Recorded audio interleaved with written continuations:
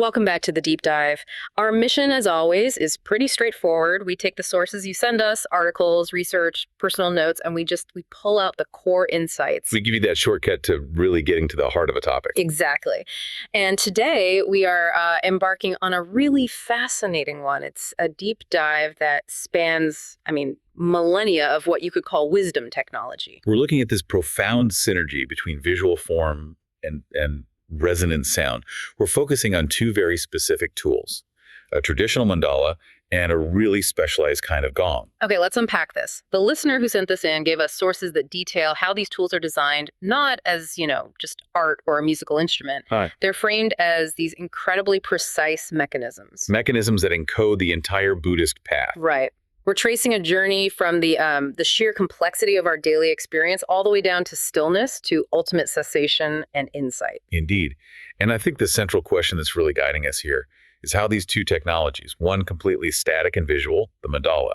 And the other one, dynamic, kinetic, sonic, the gong. Yes.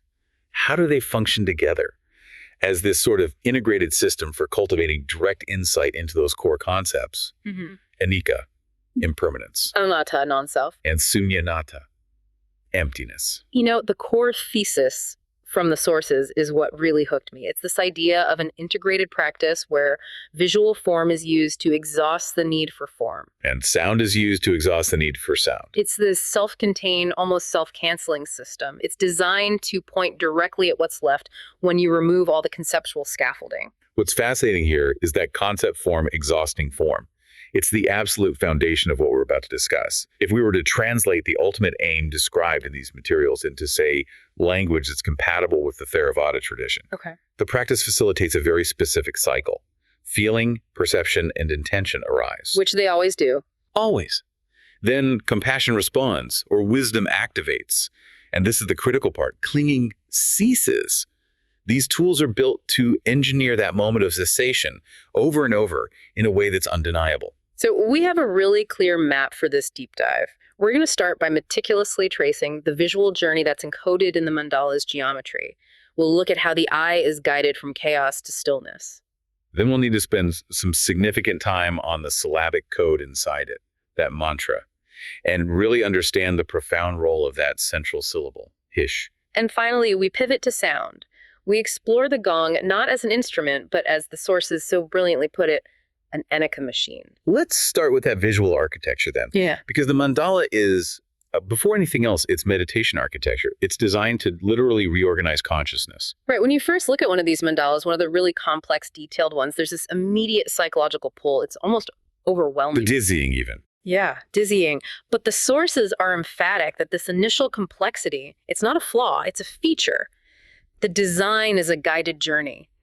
And it's meant to simplify your scattered attention and induce a kind of laser-like focus. That initial feeling of complexity is the key, because it meets the mind where it already lives. Yeah. Our daily reality, it's busy, it's varied, it's full of conflicting data that scatters our attention. So the outer rings of the mandala just mirror that. They mirror it, but in a highly structured, organized way. It's the visual representation of the complexity of daily experience. Okay, let's really dig into that outer decoration for a minute, because it's incredibly dense with symbolism. You see these repeating round medallions, and they're interspersed with these small filler motifs, little flowers, curls, intricate scrollwork. But they're not just filler, not just artistic flair, they're foundational. These visual structures, they establish a circular, continuous rhythm that the eye has to follow. Your rhythm is the point. The rhythm is absolutely the point. Your eye, it wants to just rest on a simple square or a clean white space, but the sheer density of the ornamentation prevents that. And inside those medallions, that's where you find the integrated sacred geometry. The sources pointed to these dense lattices of overlapping circles. Yes. We're talking about patterns that most people would recognize as the flower of life or something very similar to it, right? What's the specific function of those geometric networks here in this context of purification? In the language of geometry, these patterns symbolize a fundamental interconnectedness, a unity. They represent a kind of a universal blueprint. A blueprint? Yeah, the idea that a single ordered harmony of forms repeats itself throughout all of nature, all phenomena. So when the meditator's eye traces these patterns, the mind is subtly being introduced to the idea that even inside the greatest visual chaos, there's an underlying order. It works against that initial cognitive bias that chaos is just random. And tied to that, the sources also bring up structures that look a lot like Metatron's cube or similar kinds of network geometry. Yes, exactly. These more sophisticated patterns, they suggest the lignidity, the structural scaffolding that underlies material reality. They frame geometry itself as the organizing intelligence. What does that mean, organizing intelligence? Well, think about it. If your mind tends to grasp at concepts, like you grasp the definition of a table or a sound, these patterns teach the eye to grasp the geometry behind the thing instead. But because the geometry is infinite and repeating, the grasping just fails. You can't hold on to it. So it's using form to exhaust the mind's tendency to cling to form. Precisely. That brings up the visual flow. We also see these wheel borders, these intricate bands that separate the major rings. They suggest cyclical time, continuity, this idea of an unbroken flow. So they're reinforcing the dynamic nature of existence of Sasara. Yes, that it's continuous and cyclical. Yeah. And in a meditative sense, these elements, they fill every single piece of negative space. They maintain that circular visual rhythm. The goal isn't to look at one flower or one symbol and have an epiphany. The goal is for the eye to be gently, continuously pushed around the circumference. It stops it from resting too long on any single point until it is inevitably, forced inward toward the quiet center. This sustained but effortful tracking is what helps simplify our usually scattered attention. So the outer field is basically teaching us that the complexity of the world is organized, but it's also relentlessly dynamic. Exactly. And once the mind has really internalized that dynamic complexity, you start to move inward. And the complexity gives way to these incredibly defined borders, the transition zones. These are the thresholds, the protective rings just outside the main square palace structure. They mark a literal transition from the outer world of endless complexity to an inner sanctum of practice. And psychologically, they are critical. They're not just decoration. In Vajrayana logic, they function as separators between layers of meaning. They mark simplification, containment, stabilization. It's like a mental decontamination zone. That's a great way to put it. As you cross these rings visually, you are performing a mental shedding. You shed the concerns and distractions of the exterior. They stabilize your attention, because deep meditative states, it just can't happen when the mind is constantly being pulled back to the complexity outside the gates. It's the visual equivalent of closing your eyes and taking 3 deep, settling breaths before you start to meditate. You're establishing a boundary for sacred concentration. And once you cross that stabilized threshold, you encounter the most stable element in the entire mandala, the square palace. This structure represents order, stability. It's the ordered world or the sacred enclosure. It's a visualization of what awakened space feels like. The square itself is just. It's essential geometry. It embodies stability, completeness, the containment of that awakened space. It's a really profound architectural contrast to the fluid, swirling chaos we just left behind in those outer rings. And notice the dual geometry there. You've got the square palace, which represents stability, and the earth. And it's contained within the overall circular field, which represents the sky or the eternal.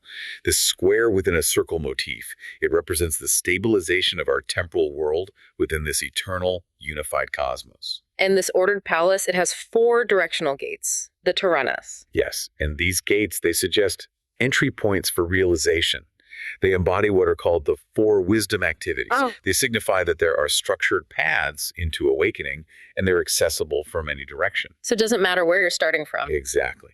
Whether it's the wisdom needed to penetrate ignorance, or the compassion needed to relieve suffering, or the ethical discipline of the path, or the concentration required for stability, it's a visual confirmation that the path is available, it's structured, and it's ordered. So if we trace that visual movement again, we're going from this dynamic outer complexity through these stabilizing thresholds into the inner order of the palace, and always, always toward the center. It's a psychological funnel. An intellectual and visual funnel, yes. The form is working on the eye, and the eye is working on the mind. And finally, the eye is guided to the innermost layer, the lotus. The lotus. It's a universal symbol for purity and awakening.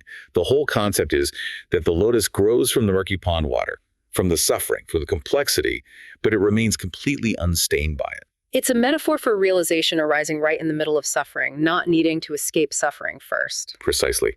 And in this case, the lotus has 8 petals. The sources really highlight the significance of the number 8. It evokes completeness, wholeness. And it intentionally resonates with structures like the Noble Eightfold Path. The culmination of the entire Buddhist ethical and concentration framework. It's the perfected field of practice. But the very, very core of it all, the final destination of this entire visual journey, is that unmoving point, the bindu. The bindu is everything. It's the source. It's the axis. It is the absolute center. It represents the ultimate goal of stillness, the complete cessation of all movement. The entire geometric and decorative apparatus of the mandala is designed for one purpose, to shepherd your consciousness to this single unmoving point. And when the eye finally rests on the bindu, after it's processed all that complexity and order, what happens psychologically, according to these sources? The visual activity just ceases. The mind, which has been trained by the geometry to track and to categorize and to follow rhythm, suddenly has nothing left to track. It's a non-dual realization. The geometric bindu collapses into the conceptual stillness of the mind. So the structure has exhausted the need for structure. Yes, it's the visual presentation of sunyata, of emptiness, Okay.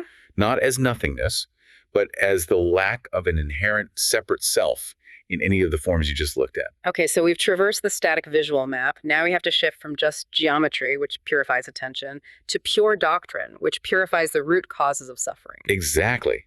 Because the mandala is also a map of purification encoded with those 6 syllables of the famous mantra, Om Mang Pe Bij Hel. The map has been laid out, and now the mantra provides the dynamic, transformative agent. It's the code that makes the journey actually happen. It is. So let's start with the arrangement. The mantra isn't written linearly from left to right. It's arranged in a circle around that central he. Why is that circular arrangement so critical? The circular structure is deliberately counterlinear. The sources are very clear that mantras in this Tibetan tradition are not meant to be read like a normal sequence. It is not Om, then Ma, then Ni. So what does the circle signify then in this doctrinal context? It signifies continuity, no beginning, no end, which means there is no first or last syllable.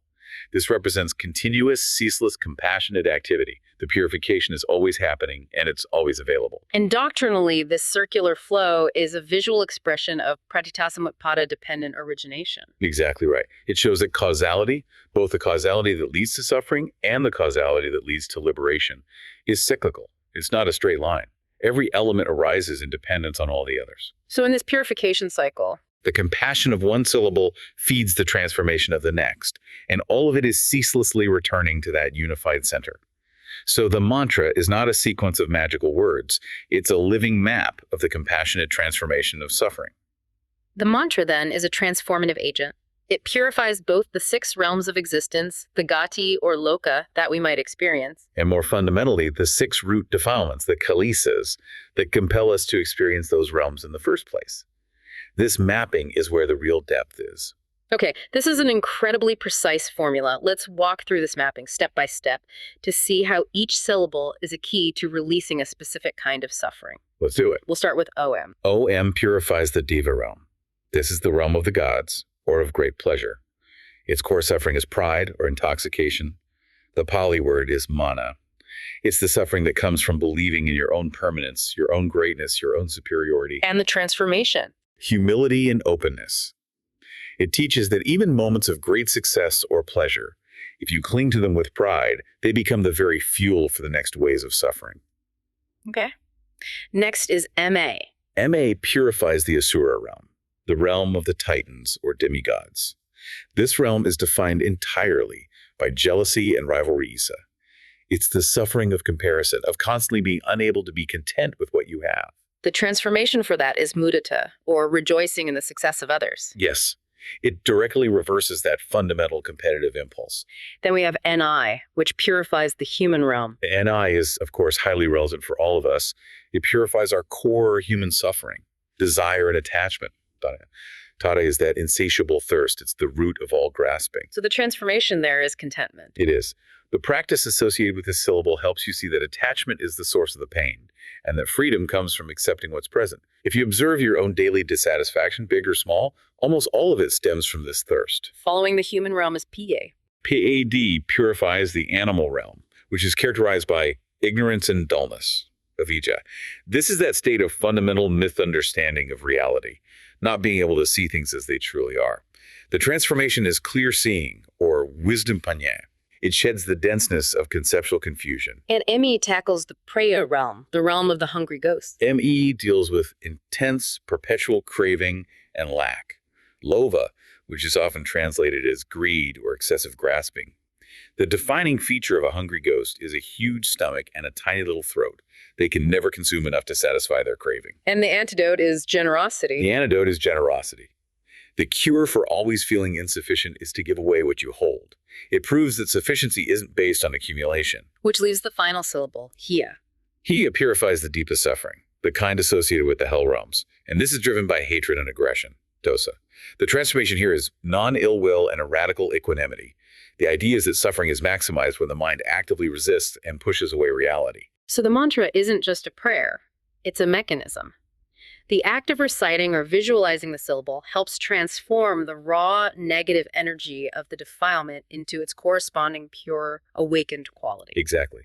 It uses the energy of the problem as the path to the solution. Mhm. And all this purification activity, this cyclical transformation of the world and the self, it all points inward.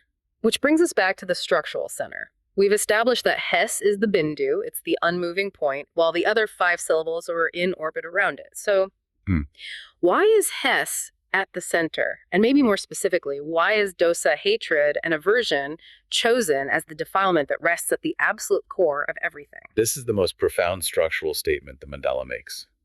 Hes represents non-dual wisdom.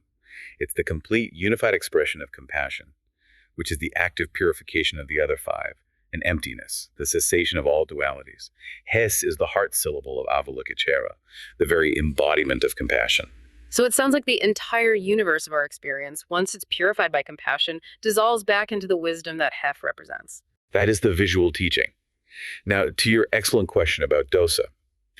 While avidya, ignorance, is often called the fundamental root of the whole causal chain, Right. the sources here suggest that dosa, hatred, aversion, is the deepest root of reactive resistance. All suffering begins with not wanting things to be as they are. That resistance is the fuel for Sahara, for mental formations, for volitional activity. Precisely. If we look at the foundational teaching on dependent origination, it states that ignorance conditions formations.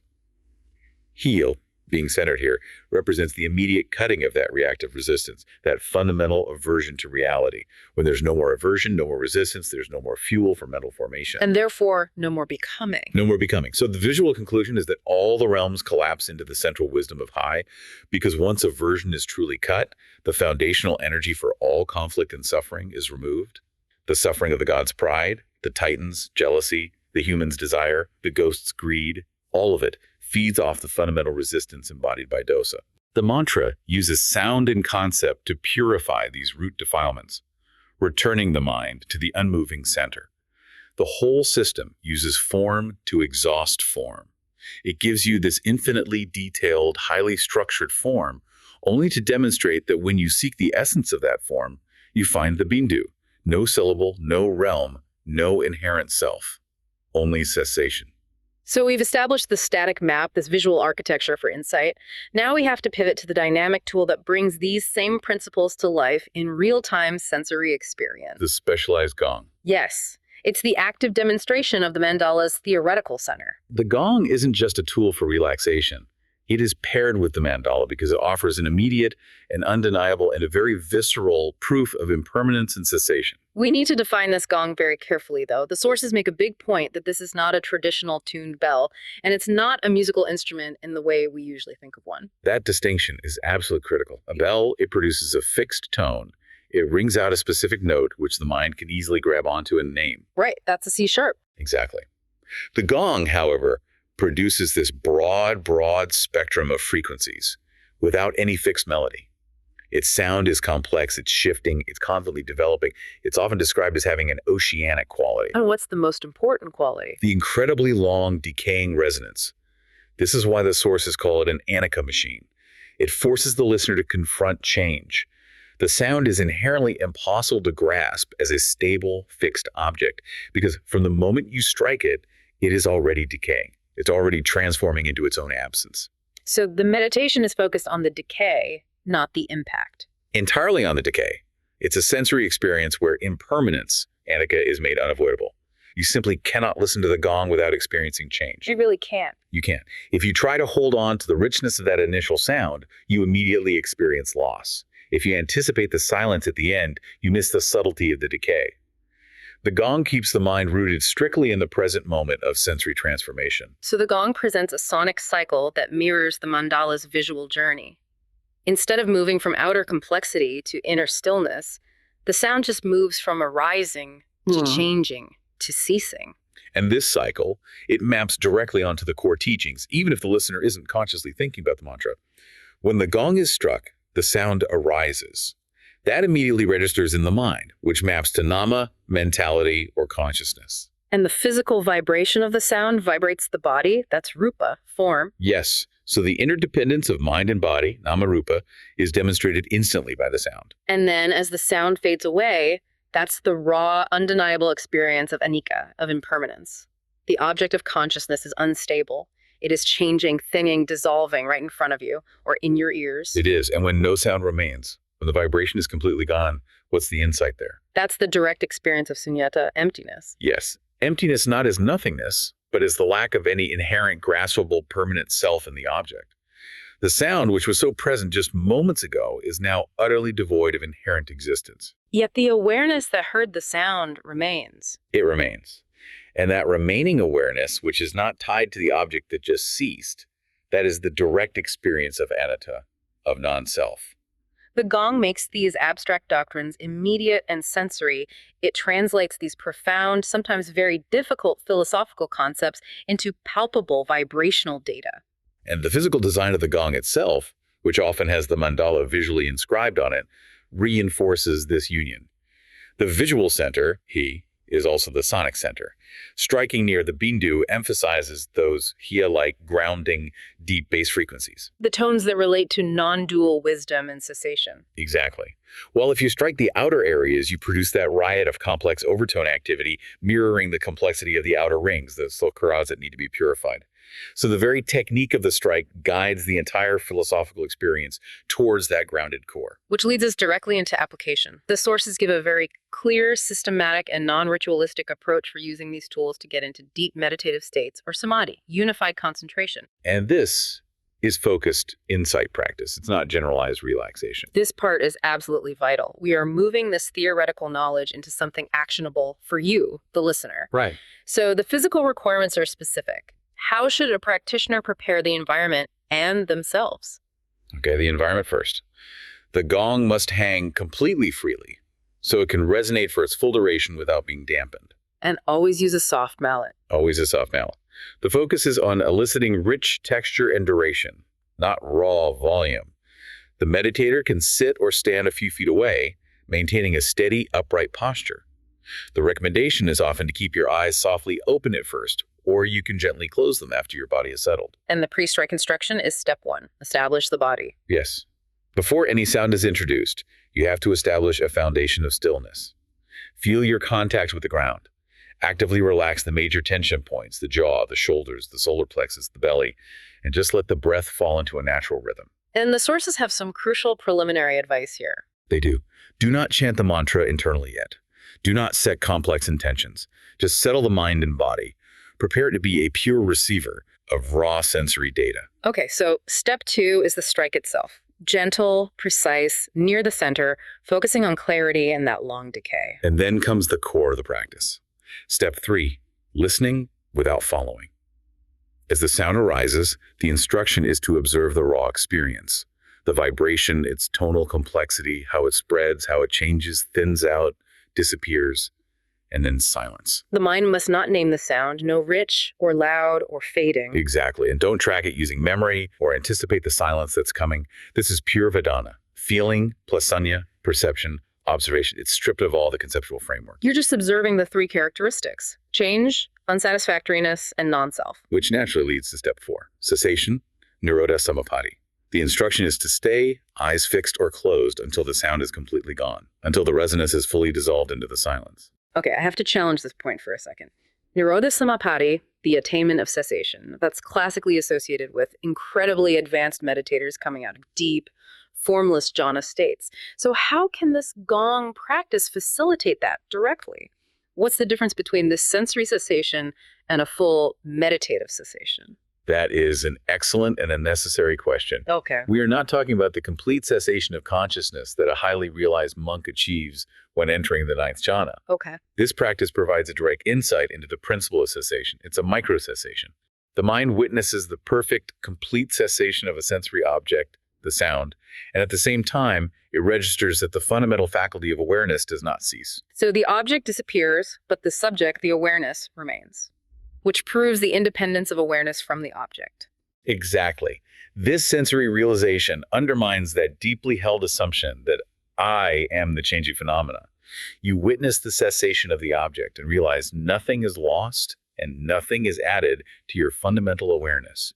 It's a foundational step. It gives you a preview, a clear map for the larger meditative cessations. That distinction makes the practice so much more accessible. And step 5 is resting in after silence. A vital step. You must not strike again immediately. You have to allow the mind to rest in the after silence. And this after silence isn't created by the gong's decay, it is revealed by it. I like that. Think of the sound like a pebble dropping into a perfectly still lake. It disrupts the surface for a moment, but when the ripples vanish, the pre-existing stillness of the lake is revealed to be deeper and more profound than you realized. And the recommended timing sounds incredibly disciplined. 1 strike, wait until all resonance is absolutely gone. And then wait another 10 to 20 seconds. Yes. A session is intentionally brief, maybe 5 to 10 strikes over 15 to 30 minutes total. The quality of focused attention during the decay is the entire practice, not the number of strikes. Okay, so once this basic practice is stable, the sources offer an advanced refinement to deepen that sense of stillness. The advanced query. You strike once, you stay with the sound until it is almost gone, and then you silently ask yourself, where did the sound go? You're telling the mind to chase a phantom object. In a sense, yes, but without allowing a verbal answer. The instruction is to let your attention turn inward in search of the answer. What often happens is that the mind, unable to locate the object it was tracking in memory, anticipation, or concept, just drops the entire mental apparatus. It just gives up. It gives up and it falls into a profound, effortless stillness. The tracking mechanism is shut down. That's a brilliant technique to disrupt the mind's tendency to analyze and grasp. So let's tie this direct sensory experience back to the core framework of Buddhist practice, the 4 foundations of mindfulness, the satipatthana. The gong is a perfect tool for illustrating these 4 foundations. Let's start with kainopassana mindfulness of the body. The gong sound is highly physical. You feel those deep, low frequencies and vibrations in your chest and your skull across your skin. That physical sensation is kaya, the body, as a direct receptacle of sensory experience, experienced raw and unfiltered. Okay. Next, Vedananupassana mindfulness of feeling tones. Well, the sonic experience produces emotional and sensory feelings. There might be pleasantness when the sound is rich and full, a subtle neutral tone during the long decay, or maybe even impatience and a subtle discomfort as you wait for the final silence. The practice is just observing these feelings without reacting, without clinging to the pleasantness or resisting the impatience. Then Sadhanapassana mindfulness of the mind. Here you're observing the mental states that arise in response to the sound. You observe anticipation before the strike, the focused attention during the resonance, the fading interest or perhaps subtle wandering during the long decay, and ultimately the stillness that follows cessation. You're just watching your mind's behavior in reaction to a constantly changing sensory field. And finally, Dhammanupassana mindfulness of phenomena. This is the highest level of insight offered by this practice. The sound itself is the perfect phenomenon, the perfect Dhamma, to illustrate arising, passing, cessation, and letting go. You are seeing the core truth of impermanence enacted right there in the auditory field. The sound is a contained, undeniable, real-time teaching tool. So we've established the doctrinal map, the practice structure. Now let's address a common experience that practitioners report, which is physiological. This feeling of activation, or what many people describe as a kind of vertical energy. Yes. People report activation along the spine, a sense of vertical openness or strong sensations that seem to line up along the midline of the body. These sensations are tangible, they're real. But the interpretation often relies on these more esoteric maps, like chakra opening. We need to provide the explanation based on the nervous system and the suttas, interpreting the experience in terms of concentration and the calming of formations. Okay, from a purely physical perspective, what is happening when the gong sounds that causes the body to map itself along that vertical axis? and feel such a profound stillness. What's happening is a very rapid and efficient nervous system synchronization. It's thanks to the unique acoustics of the gong. As we mentioned, it produces two distinct sound ranges at the same time. First, you have the incredibly low frequencies, deep bass tones below 40 hertz, which are deeply regulatory for the body. They interact very strongly with the vagal nerve system. So that's the grounding, calming effect that brings immediate relaxation to the internal organs? Yes, it promotes vagal tone, but simultaneously, the gong produces extremely high, sharp overtones and harmonics. These high frequencies cause a state of cortical alertness. The brain is stimulated, aroused, and highly awake. So the body is deeply calm, but the mind is brightly alert. Exactly. And the third factor is that long, sustained decay, which requires sustained attention without effort. You can't muscle your way through it, you just have to listen. This whole combination facilitates the release of habitual muscular holding, especially the tension stored in the jaw, the neck, the shoulders, the deep core. And that release leads to heightened interoceptive awareness. Yes, a clearer sense of your internal body state. And that interoceptive clarity is what causes the vertical sensation. When the peripheral holding releases, the body's mapping naturally becomes clearer along the midline, leading to that sense of verticality or lining up. The sensations are real. They are the result of released muscular resistance coupled with synchronized nervous activity. Okay, so when the body has this new vertically aligned feeling of stillness, the mind naturally reaches for the nearest conceptual map to explain it. And for many people, that map is energy work or chakras. And while that interpretation addresses the subjective feeling, the suttas provide a very precise, non-mystical explanation that's rooted entirely in the process of concentration. The Buddha explained these experiences as the calming of formations. The body is no longer resisting the sound. The mind is no longer resisting the change. We have to look at the specific Pali terms here. The calming is called passaddhi. Now, this is sometimes translated as relaxation, but passaddhi is a much more active and profound state. It means serene composure or tranquilization. It's not just floppiness. It's the settling of all internal movement. And what are the specific formations, the sakara, that are being calmed? First, there is kilesas passaddhi. That's the serene composure of bodily formations. This is the physiological relaxation, the release of holding caused by that low-frequency vagal regulation. Body is settled. Second, there's chitta sakara passaddhi, the serene composure of mental formations. The mind has ceased its grasping, its tracking, its judging of the sonic object. And both of these feed directly into ekaggata, the unification of attention. That is the outcome. As these deep calmings occur, the perception of the body becomes highly refined and unified. That sense of rising or opening upwards happens because as your attention stabilizes through the gong practice, the distracting lateral activity, left, right, front, back, which is the source of most daily mental chatter and physical fidgeting, that activity naturally drops away. So the vertical mapping becomes dominant simply because all the other distractions have ceased. Exactly. The sources are absolutely emphatic about this. This vertical feeling is not the result of mystical energy manipulation. It is the natural consequence of stabilized, unified attention. It's firmly pre-shonic territory. The mind is gathered, the body is composed, and the focus is effortless. The sound just creates the perfect conditions for the mind to stabilize itself and discover the center it was always seeking. So let's try to synthesize this profound integrated practice for you, the listener. We've seen how the mandala provides the static visual map for purification. All of that complexity, all 6 defilements, purified and returning to that unmoving, compassionate center.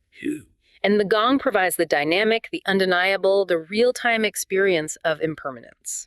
Sound arises, sound changes, sound ceases, and yet awareness, that unmoving quality, it remains throughout the entire process. The one-sentence essence of this entire integrated practice is this: strike once, listen until nothing remains, and know that awareness does not cease. It's a complete meditation encapsulated in a single sensory event. And that experience, the fact that the world, its arising and its cessation are all right here in the immediate sensory moment, it points directly back to that profound statement.